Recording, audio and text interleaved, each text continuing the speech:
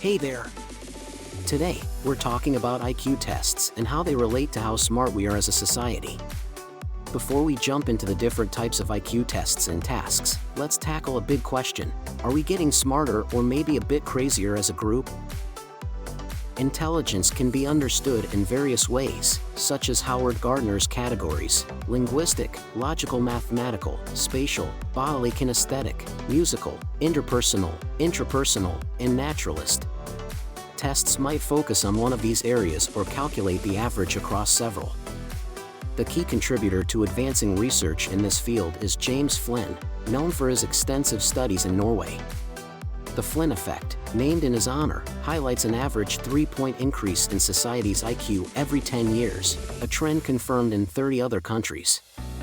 IQ tests are made so that the average score is 100.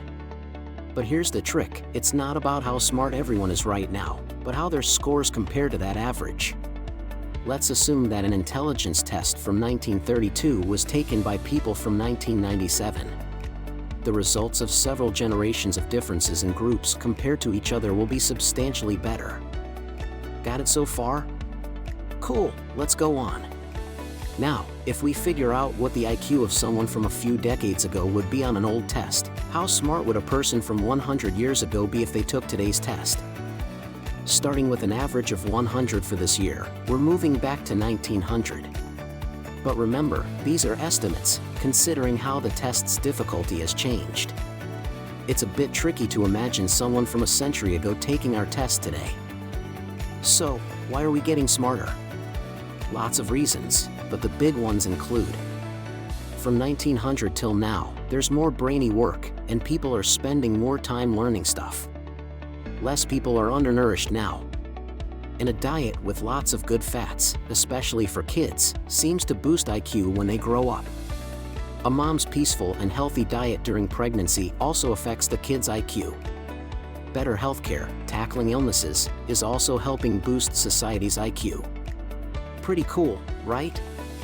All these things add up to make us a bit smarter as a group. Okay, so our society seems to be getting smarter, right? But wait, there's more to the story. Let's dig into the details of intelligence tests, which check different types of smarts. Around the mid-1970s, the growth in IQ slowed down, especially in developed countries. Some specific tests even showed a decline up to 2008. But here's the twist: this trend isn't happening in developing countries. Looking at Norwegian data, they did various tests contributing to the overall IQ. Surprisingly, from around 1993, results in some categories started dropping. The researchers linked this decline to fewer students entering advanced education programs. So, in certain areas, it seems like we're getting a bit mentally weaker. Meanwhile, in the UK, studies between 1980 and 2008 revealed a 2-point drop in the average 14-year-old's IQ. Flynn suggests it might be tied to a lack of cultural growth among the youth. Now, let's talk about where and who they tested. Flynn's Norwegian study focused on conscripted men, so more research in a broader context is needed. Here's a cool fact: there are 2 types of intelligence. Fluid intelligence, like your problem-solving skills, isn't tied to what you've learned and is useful for tasks such as classifying figures or solving puzzles. On the flip side, there's crystallized intelligence, applying their learned skills in everyday life, including vocabulary, general knowledge, and language rules. Interestingly, as you age, fluid intelligence tends to decline, while crystallized intelligence tends to increase or remain stable. So, while we might be getting smarter in some ways, it looks like we're also seeing changes in specific areas. Interesting, huh? Now, let's dive into some hands-on exercises. I've got 12 tasks lined up, each from different categories you see on the screen. We've got a total of 4 minutes to tackle all 12 questions. Join me in the comments, and let's solve them together.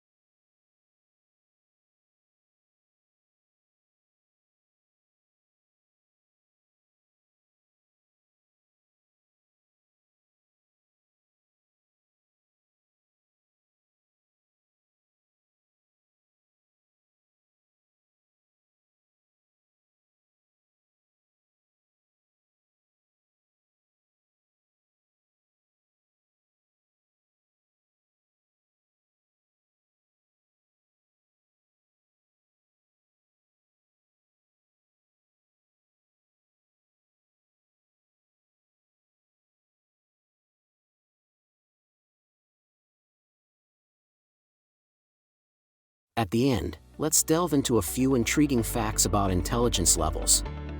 Lower IQ scores are linked to a higher likelihood of engaging in criminal activities. People with lower IQ may avoid the death penalty. Higher IQ scores are associated with longer, healthier lives. Breastfeeding in infancy may contribute to slightly higher IQ scores later in life. Bilingualism may positively impact cognitive skills and potentially influence IQ. Regular physical exercise is linked to improved cognitive function, including memory and attention.